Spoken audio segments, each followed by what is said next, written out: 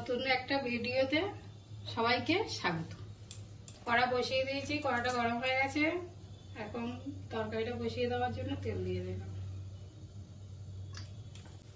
5 ফোড়ন দিয়ে দিলাম,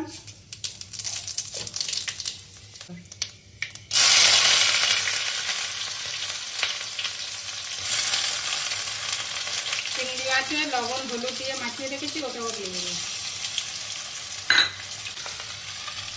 চিচিঙ্গাটা কেটে ধুয়ে রেখেছিলাম, এবার দিয়ে দেবো। এবার দিয়ে দেবো আলু। এবার একে একে মশলাগুলো দিয়ে দেবো।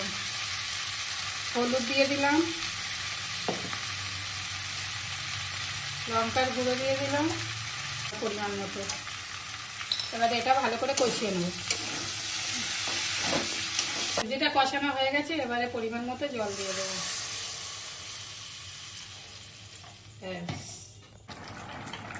এবার জিরের গুঁড়ো একটু দিয়ে দেবো, আর একটু বাদে নামিয়ে নেব। এটা হয়ে গেছে, এবার নামিয়ে নেব। ভিডিওটা ভালো লাগলে লাইক কমেন্ট শেয়ার করে দিও। দেখা হচ্ছে পরের ভিডিওতে।